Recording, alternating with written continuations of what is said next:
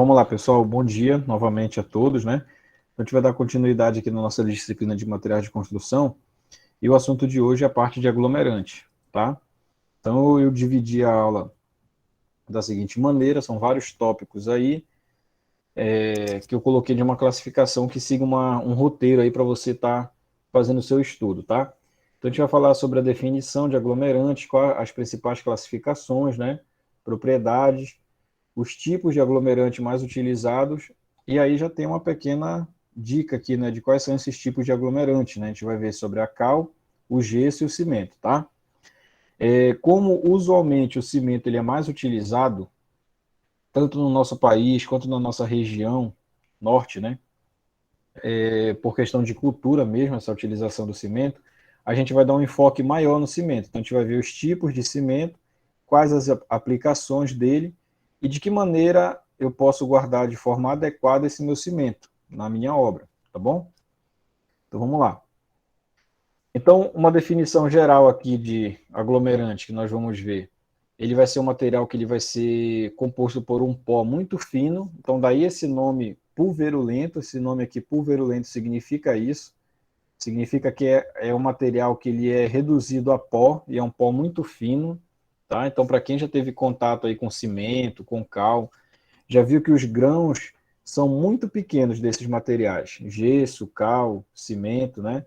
São muito finos, muito pequenos, e isso daí torna esse material pulverulento, muito próximo do pó fino mesmo. Então, esse nome aqui é o nome técnico que significa isso. E aí, esses aglomerantes, como o próprio nome está dizendo, né, ele vai aglomerar, ele vai juntar algo, né? E no caso ele vai estar juntando quem? Os grãos dos agregados, que a gente estudou semana passada. Então, por exemplo, quando você vai fazer uma argamassa, você vai estar aí misturando água, areia e cimento, né? Por exemplo. Então, o cimento ele vai estar juntando esses grãos aí de areia, tá? Juntamente com a água. Quando você faz um concreto, o cimento, que é um exemplo de aglomerante, ele vai estar juntando, ele vai estar aglomerando quem? A água, a areia e a brita, tá certo? Então essa é aí a definição de aglomerantes, é esse material que vai ser utilizado para fazer essas misturas, né? Pastas, argamassas, concretos, tá ok? E aí os principais aglomerantes que você vai encontrar aí no mercado são esses aqui, cimento, a cal aérea e a cal hidráulica, que depois a gente vai ver a diferença entre um e outro, e o gesso. Então, esses três materiais aqui, considerando somente uma cal aqui, né, cimento, cal e gesso, até porque aqui são variações da cal, considerando esses três materiais aqui como os principais tipos de aglomerantes. Então, eles possuem propriedades muito parecidas, tá? Mas também possuem diferenças, que é o que a gente vai ver daqui a pouco, como, por exemplo, uma diferença que é fundamental, que é com relação à sua resistência. Claramente, quem possui mais resistência desses três materiais é o cimento, tá? Por isso que ele é mais utilizado aí para fazer, por exemplo, argamassa de reboco, argamassa para assentar alvenaria e assim por diante, concreto, entre outros, tá certo? Então, aqui, olha, com relação à classificação dos aglomerantes aqui, né? Nós vamos ter aglomerantes que são considerados os hidráulicos simples. Significa o quê? Esses aglomerantes misturados com água, eles adquirem uma certa modificação na sua estrutura. E essa modificação, ela tem o intuito aí de melhorar essa resistência desse material, tá? Então é por isso que o cimento, por exemplo, ele só funciona se você tiver ele misturado à água, tá? E aí, no entanto, que aqui o exemplo de hidráulico simples é o CPC, cimento Portland comum. Esse nome Portland não significa que é a marca do cimento, por exemplo. É o nome mesmo do cimento, tá? O nome técnico do cimento, esse cimento que a gente conhece aí desde criança, a gente vê construção, vê alguma reforma em casa, na casa de algum amigo, algum vizinho. O nome técnico mesmo do cimento é cimento Portland, tá? Esse nome Portland é em homenagem à cidade onde foi descoberto os primeiros indícios do cimento, tá? Só que a gente comumente conhece apenas por cimento, tá? Outro tipo de classificação do aglomerante é o hidráulico composto, tá? São aglomerantes simples, como por exemplo o cimento, novamente, só que ele possui alguma adição de algum outro material que vai estar melhorando as características desse cimento. Então, como por exemplo aqui o cimento Portland pozzolânico. Quando a gente vai numa loja de material de construção, nós observamos essa sigla bem aqui, ó, na embalagem do cimento.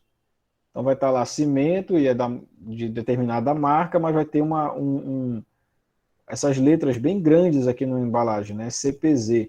Significa que esse cimento, esse Z aqui, significa pozzolânico, que é um material que ele é aplicado no cimento com o intuito de melhorar sua resistência, tá? É um material que ele é oriundo de rochas, né? Parecido com rochas vulcânicas. Então é um material que ele é triturado e ele é adicionado no cimento em formato de pó também, né? Então ele é um pó muito fino que é adicionado no cimento, tá certo? E aí nós vamos ter aqui os aglomerantes mistos, é quando você mistura 2 ou mais aglomerantes. Então se você fizer uma mistura de cimento e cal, e aí essa mistura de cimento e cal, você adicionar areia e água, por exemplo, você vai estar fazendo uma argamassa mista, porque essa argamassa ela tem 2 tipos de aglomerante, tá? E qual é a função de você juntar cal ao cimento, por exemplo? Serve muito quando você vai fazer um reboco interno. Então você vai precisar rebocar o seu quarto, pelo lado de dentro do seu quarto.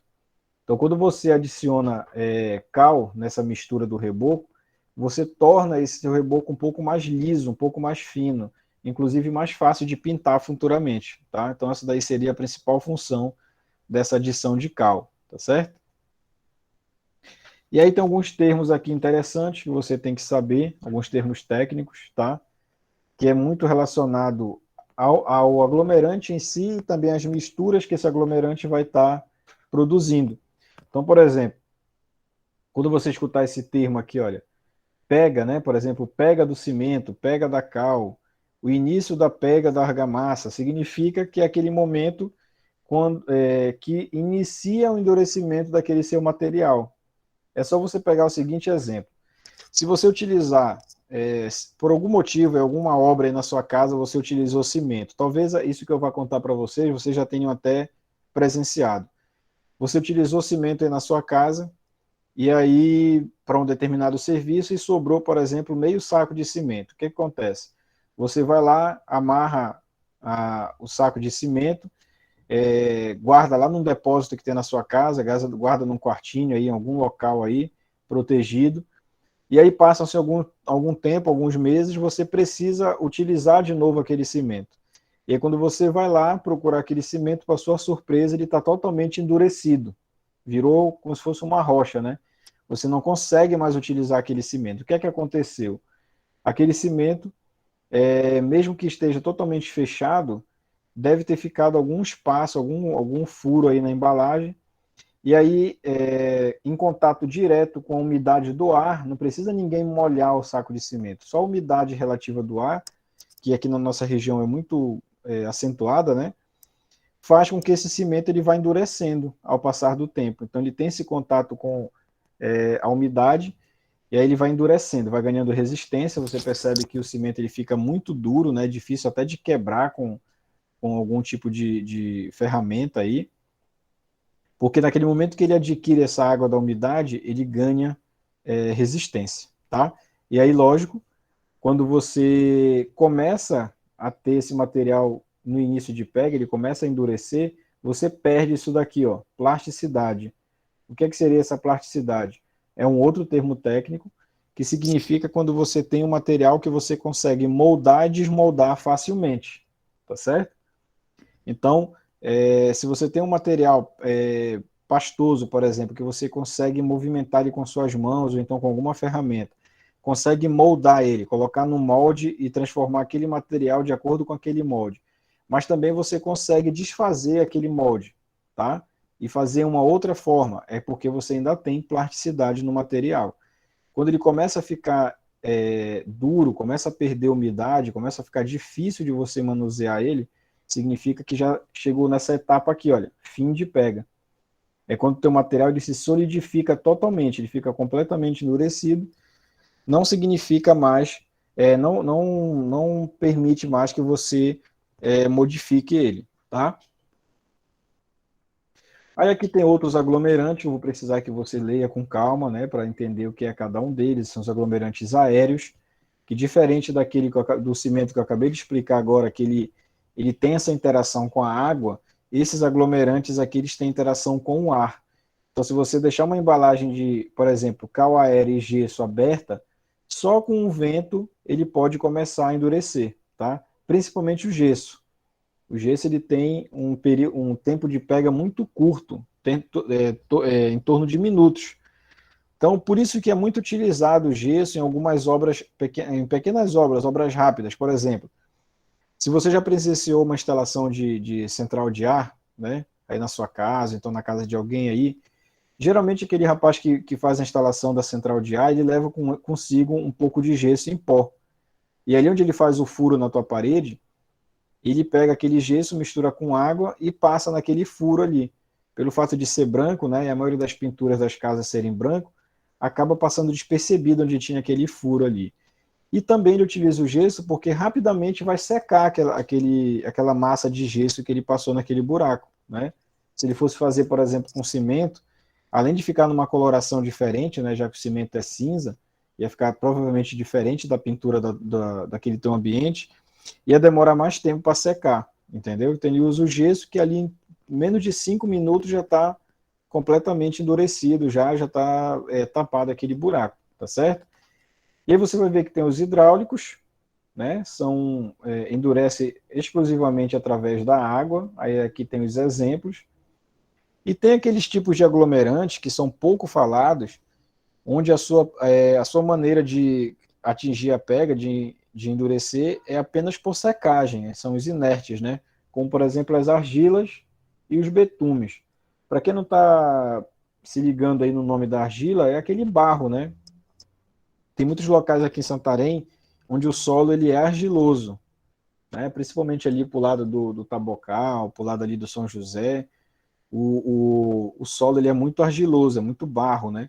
Então você percebe que, por exemplo, quando chove, fica o piso muito escorregadio, muito liso, mas quando começa a abrir o sol, que começa a secar, aquele piso ele endurece muito rápido e fica inclusive meio quebradiço, né, em alguns pontos.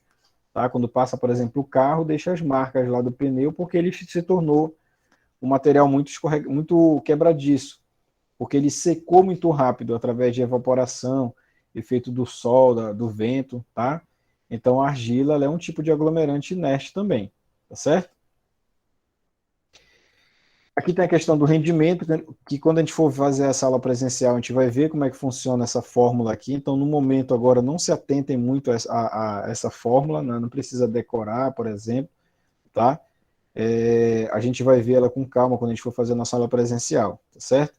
Inclusive, a atividade relacionada a essa aula de agora, ela não tem nada de cálculo, é apenas teoria. Então, quando você vê uma fórmula nessa apresentação, não se preocupe no momento, tá? A gente vai ver direitinho lá na aula do dia 19, tá bom? Bem, eu vou adiantar aqui os slides para mostrar aqui para vocês com relação aqui aos tipos de argamassa, né? Perdão, com os tipos de aglomerante. Então, olha só, o primeiro aglomerante que a gente vai estar vendo é a cal, tá? Então, a cal, principalmente, é muito conhecida pela utilização dela como forma de pintura, né? Muita gente conhece a cal como forma de pintura de meio fio, de poste, de árvores, de tronco de árvore, né? Às vezes a pessoa pinta o muro com cal, pinta às vezes algum tipo de ambiente da sua casa com cal, por ser um tipo de pintura mais simples e também mais barata.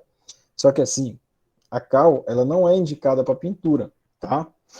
A cal como se torna, como ela é um aglomerante e ela é um aglomerante que ela precisa desse contato com a água, tá? Ela vai estar endurecendo com a presença da água ou do ar, e isso explica por que quando às vezes nós pintamos, digamos, um muro com cal, com o passar do tempo, um mês, 2 meses, aquele muro que nós pintamos, ele está todo cheio de mancha de limo, de bolor, de lodo, né? Por quê? Porque aquela pintura feita com cal, qualquer respingo de água lá, aquela pintura ela vai tomar para si aquela água. É como se ela prendesse aquela água. Então imagina o seguinte, você pintou um muro com cal.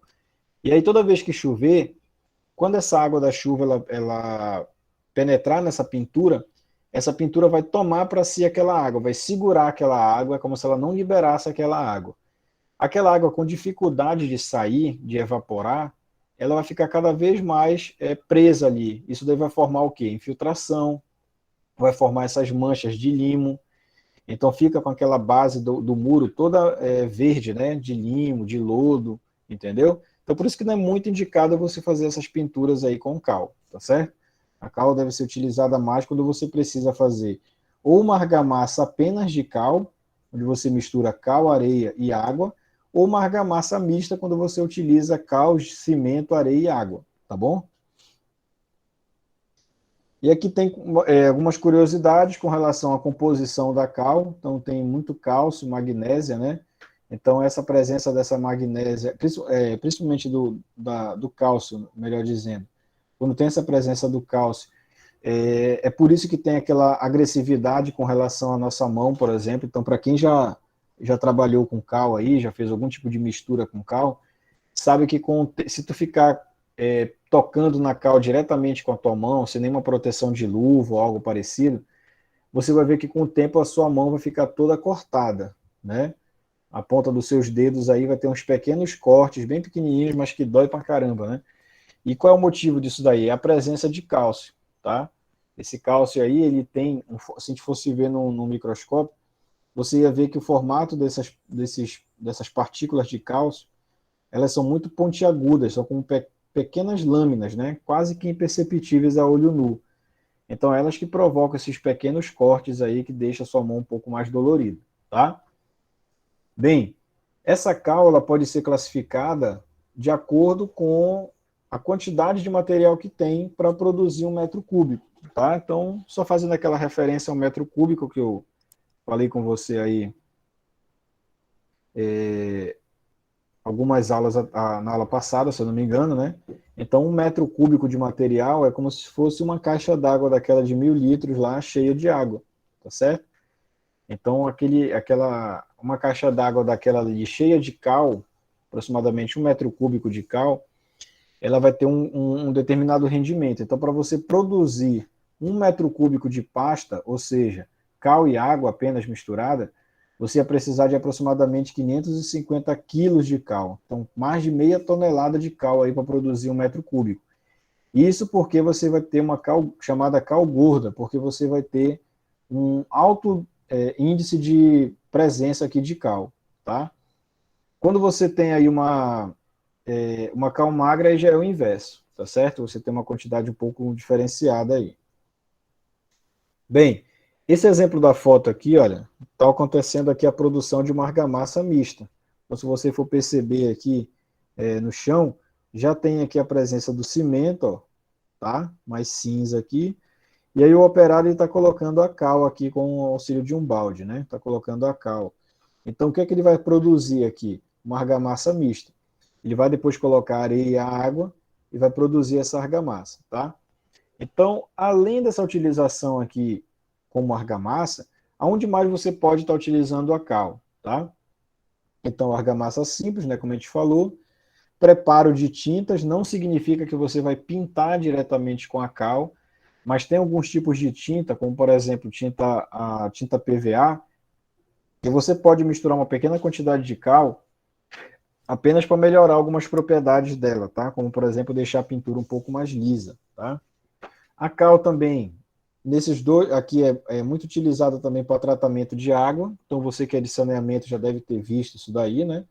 Que a cal, pequenas quantidades de cal podem ser introduzidas na água para fazer esse tratamento da mesma. E aí o pessoal lá de agropecuária, pessoal de agronomia aí, utiliza muito a cal para fazer essa correção da acidez do solo, né? Para mexer nesse pH do solo aí. Então essa turma aí que faz a questão dos cultivos, trabalha com agricultura aí, tem esse poderio da cal para fazer essa correção do pH, a correção da acidez do solo. Tá certo? Bem, o nosso próximo aglomerante aí seria o gesso, tá?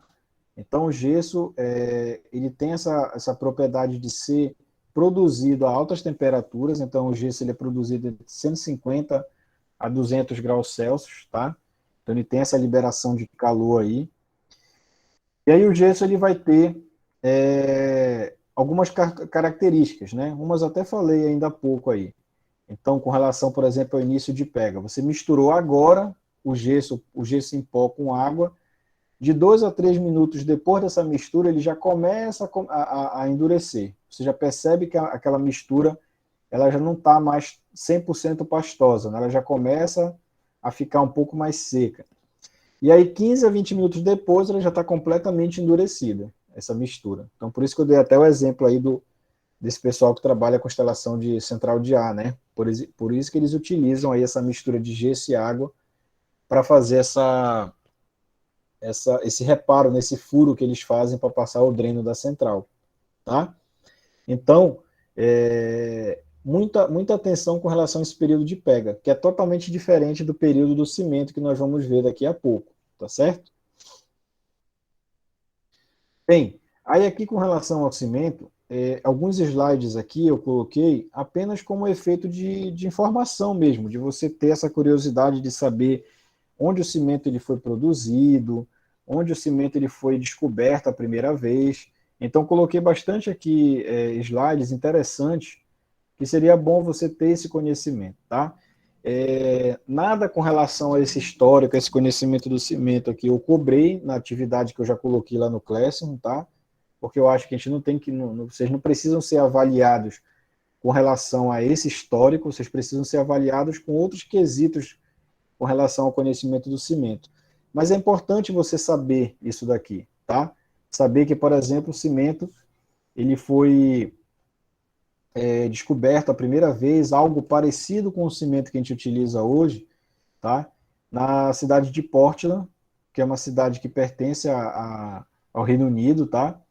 Então, uma ilha britânica aí, que pertence ao Reino Unido. E aí, pelo fato de ter sido descobertos os primeiros indícios desse material parecido com cimento nessa cidade, ele ganhou essa homenagem aqui. Então, por isso que é Cimento Portland o nome, tá certo?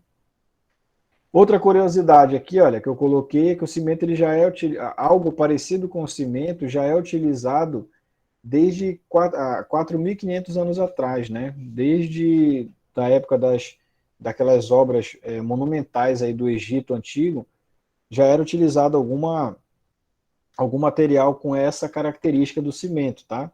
Não confundir com o cimento que a gente utiliza hoje, lógico, né? Esse cimento que a gente utiliza hoje, ele já tem todo um padrão de tecnologia aí que vem evoluindo ao passar dos anos, tá? Mas esse material fino, geralmente oriundo aí de rochas, né? Rochas vulcânicas. Então você já deve ter visto aí na internet, em algum filme, quando tem aquela evaporação aquela ebulição dos vulcões, né? Sai aquela larva e aí depois, quando você vê, tem toda aquele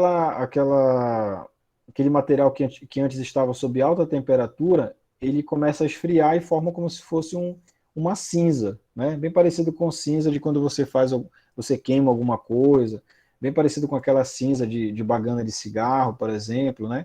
Então aquele material fino, oriundo de cinza, era utilizado aí nas construções antigas, como se fosse o que hoje nós conhecemos como cimento, tá certo? E aqui, olha, tem dois engenheiros aqui importantíssimos dentro da história do cimento, tá? O primeiro aqui da tua esquerda, John Smith, era um engenheiro inglês, ele que começou a introduzir o cimento lá na Europa, né? Então, ele que começou a produzir, inclusive, as primeiras unidades de cimento aí baseado no material que foi descoberto lá na cidade de Portland, tá certo? E aí depois um outro engenheiro muito famoso aí, que contribuiu muito para a história do cimento, é o que da minha direita, o Luiz Vicar. E é tão importante dentro da engenharia que inclusive tem até um aparelho que é utilizado no laboratório, que eu posso até mostrar para vocês na nossa próxima aula, que é o aparelho de Vicar, que é importante para fazer alguns ensaios com relação à argila. Então, esse engenheiro civil aqui, o Luiz Vicar, ele tem uma importância muito grande na engenharia civil, principalmente nessa parte de solos e também de cimento, tá certo? Bem, aqui eu coloquei várias curiosidades aqui para você dar uma lida. até que a gente chega aqui, olha, em quem introduziu o cimento no Brasil, tá? Então, quem introduziu o cimento no Brasil foi o comendador Antônio Rodovalho, tá? Nas suas viagens que ele fazia para a Europa, ele acabou conhecendo o cimento, acabou conhecendo essa tecnologia que cada vez mais ganhava espaço lá na Europa, e ele acabou se interessando e trazendo para o Brasil, tá?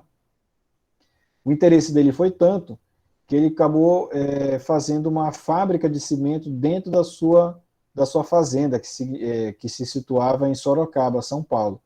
Então, ele é um dos criadores lá, um dos que fizeram aquele primeiro embrião daquela empresa chamada Votorantim, que eu acho que tu já deve ter visto aí falar sobre essa marca, né, que trabalha com cimento, com argamassa e outros materiais de construção, tá? Então, desde essa época, em 1888, há mais de 100 anos atrás, aí quase 130 anos atrás, né, mais do que 130 anos atrás, já era desenvolvida essa tecnologia do cimento aqui no Brasil, tá? E aqui tem toda a história, né, que eu vou pedir que você leia com calma depois, tudo qual foi a contribuição do Antônio Rodovalho aí para a evolução do cimento, né? E aí o cimento, nos últimos 30, 40 anos, ele tem ganhado uma evolução técnica muito grande, tá? É só você conversar com pessoas mais antigas aí, pessoas que construíam, por exemplo, na década de 70, 80, e comparar o cimento daquela época com o cimento de hoje, essas pessoas vão te fazer um testemunho aí de que esse cimento ele evoluiu muito, né? Então hoje nós temos aí uma infinidade de tipos de cimento que a gente vai já ver daqui a pouco que a gente não tinha antigamente, tá? Inclusive essa argamassa que nós compramos aí na loja de material de construção, apenas para você misturar água, essa argamassa que serve para sentar piso, por exemplo, sentar revestimento cerâmico, tanto no piso quanto na parede, ela já é uma novidade aí da década de 80 para cá, tá? Antigamente era produzida essa argamassa para sentar essa cerâmica. Então, é por isso que, por exemplo, quando você vai numa casa mais antiga, que você tenta retirar o piso para trocar, você tem uma dificuldade muito grande de retirar esse piso, porque esse piso ele era assentado com praticamente o cimento puro, né? E aí, como era uma quantidade, um teor de cimento muito alto, ele fazia com que aquela argamassa que foi utilizada para assentar o piso, ela fosse altamente resistente, tá? Então tem que prestar atenção nessas evoluções tecnológicas aí ao passar do tempo, tá? Então aqui nesse slide eu te falo o que é o material pulverulento, que eu te expliquei lá no início da aula, né? É aquele material que ele é coberto ou cheio de pó, ou ele é muito poerento, tudo isso daí são traduções do que seria um material pulverulento. E o cimento, assim como a cal e o gesso, eles se adequam a esse conceito, tá? Esse conceito aí ele faz parte aí de um material pulverulento, tá bom? Bem, pessoal, quais seriam os tipos de cimento aqui? Hoje nós temos aproximadamente 11 tipos de cimento no mercado, tá? É lógico que você vai sempre ver que, por exemplo, numa loja de material de construção aqui em Santarém, cidades maiores aqui próximo, como Belém e Manaus, a gente não tem também todos esses 11 tipos disponíveis no mercado, né? Geralmente os mais utilizados são o CP2Z32. Eu vou já te explicar o porquê, tá? E aí esses cimentos eles podem ser classificados nesses três tipos aqui, ó, endurecidos ao ar, que é uma quantidade de cimento muito rara, endurecidos em água, que aí sim já é uma quantidade bem maior, e os resistentes a ácidos, tá? Que aí se torna, aí esse grupo C aqui é os mais raros possíveis, tá? E os mais caros também. São utilizados apenas em determinadas obras, quando realmente se precisa utilizar nessas obras, tá? Que tipo de obra? Obra onde você vai ter uma presença de poluentes muito grande, como por exemplo um estacionamento subterrâneo, né? Aquele poluente que o carro libera, quando ele é ligado, quando ele é desligado, pode entrar em contato direto com a sua estrutura de concreto. Então, se você tiver um cimento que tem essa resistência a ácidos, né, e sulfatos também, aí você vai ter uma garantia que aquela sua estrutura não vai ficar comprometida, tá bom? Então aqui, olha, com relação ao tipo de cimento, eu coloquei aqui uma definição geral, e aqui nós vamos vir aqui, olha, por tipo, deixa eu só passar o slide aqui, por tipos de cimento, ó. Aqui, ó. Então, os 11 tipos de cimento mais disponíveis no mercado, né? Que nem sempre tem, todos estão disponíveis para compra, mas são os cimentos que têm produção, vamos dizer assim, pelas empresas, né? São esses aqui. Aqui estão os 6 primeiros. Percebe que vai ter sempre uma classificação a partir de números, né? Que é a classe dele. Então, toda a sigla disso daqui se lê assim, olha, CP significa cimento Portland, tá? E aí vai ter da classe 1, 1S, né, que é com adição, por isso que tem esse S aqui. CP2, o mais utilizado é esse CP2E, já já nós vamos ver por que ele é o mais utilizado. CP2F, CP3. Você percebe que vai sempre aumentando essa classe aí. E aí, por fim, nós temos o CP4, o CP5, o CPRS, que é resistente a sulfato, muito raro esse tipo de cimento.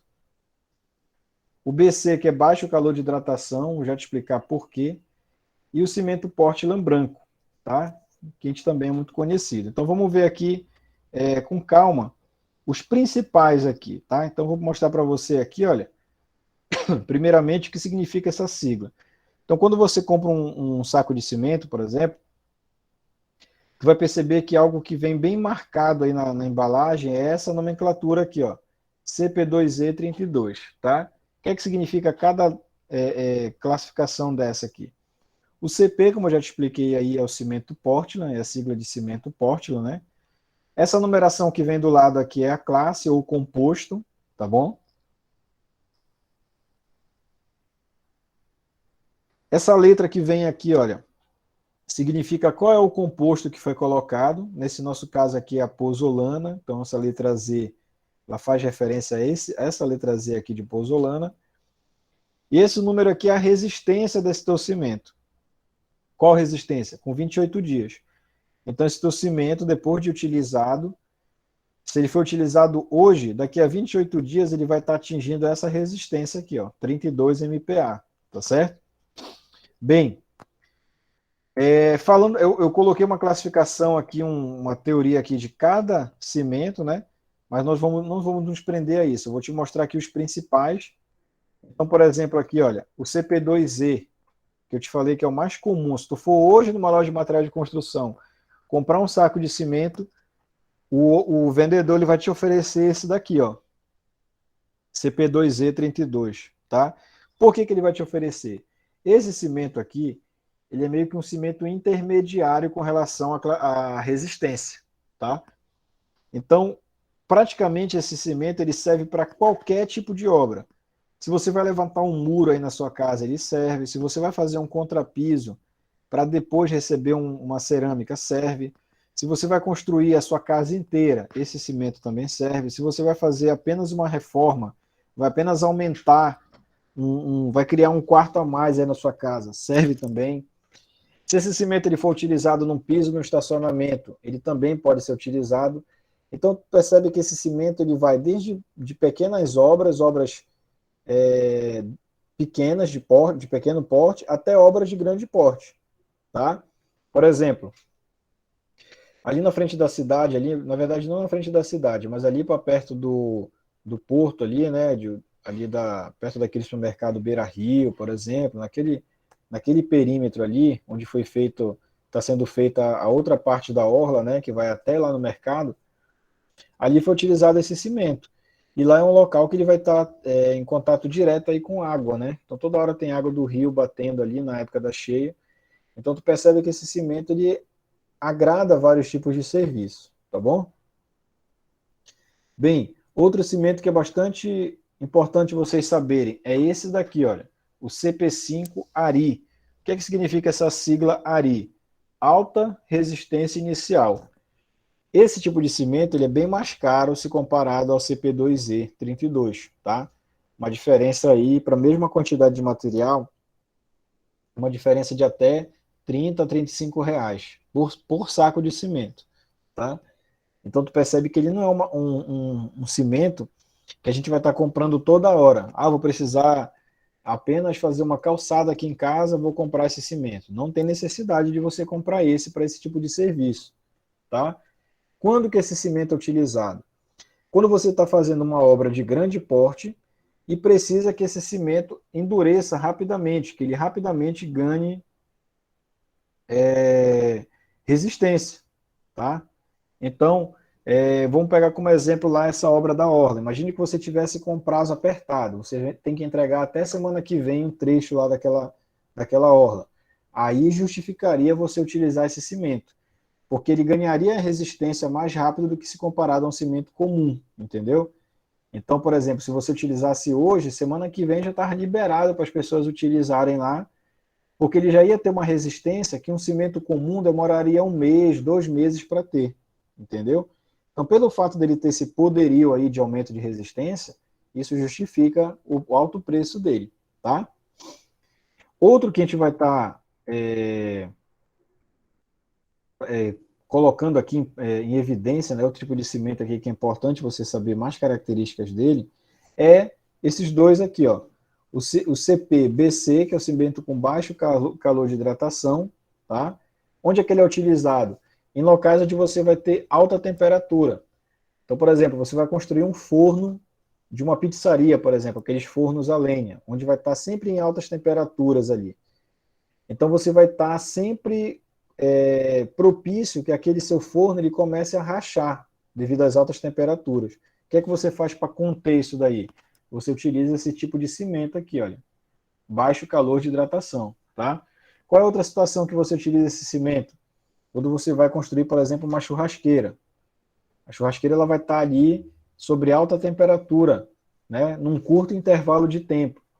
Então você tem que utilizar um cimento que ele proteja essa sua obra de fissuras, de rachaduras, tá? E aí, por último, o CPB, que é o cimento Portland branco, que nada mais é do que o rejunte. O rejunte é esse material, essa massa que é aplicada entre uma cerâmica e outra aí na sua casa. Se você olhar para o chão aí da sua casa, lógico, né? Se aí onde você estiver assistindo a aula tiver um piso onde tenha cerâmica, um piso onde tenha revestimento cerâmico, você vai ver que essa massinha que tem entre uma peça e outra de cerâmica, de lajota, é o rejunte, tá?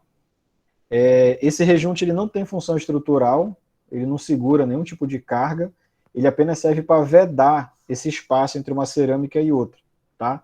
Evitando a passagem de água. O que é que ia acontecer se não tivesse esse rejunte aplicado aí entre uma cerâmica e outra?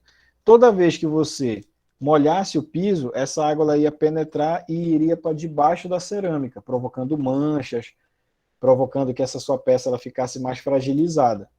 Então o rejunte ele tem essa função aí de vedar essa passagem de água, tá bom?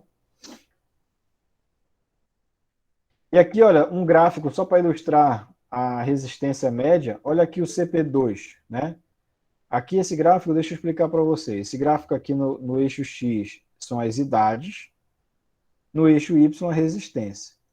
Então, olha só, bem aqui na pontinha do gráfico é a idade zero, como se fosse hoje. Então, hoje você concretou uma determinada parte da sua obra aí. Daqui a 7 dias, olha, isso aqui são os dias, né? Então, 3, daqui a 7 dias, se você utilizou o CP2, você percebe que essa resistência aqui com 7 dias está um pouco lá por mais ou menos 22, 23, ó, se a gente for olhar no gráfico, né? Como é que eu fiz essa leitura aí?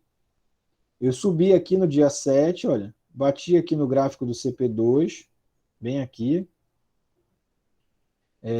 perdão, aqui em cima, e aí quando eu trago aqui para a lateral, olha, eu vou ter ali aproximadamente 24, 25 MPa. Aí olha só, o cimento CP5, que é aquele CP5 Ari, né, alta resistência inicial, com 7 dias, olha onde já está a resistência dele, olha, 7 dias, mais do que 40, olha. Enquanto 5, 26, o Ari já está lá em 42, 43, mais ou menos, ó, no mesmo período de tempo, 7 dias, uma semana praticamente, tá? Então tu percebe aí que o CP5 Ari ele resiste, ele adquire resistência bem mais rápido do que o CP2, tá bom? E aqui para te ter uma ideia de só ratificando aquilo que eu falei ainda há pouco, né? Por que que o CP2Z ele é muito vendido? É só tu fazer esse teste aqui depois que tu for ler esse material com mais calma. Aqui nessas tabelas eu coloquei uma, duas, três. Três tabelas. Nessas tabelas aqui que eu coloquei, desse lado esquerdo aqui tem a aplicação, ou seja, qual tipo de serviço utiliza cimento, né?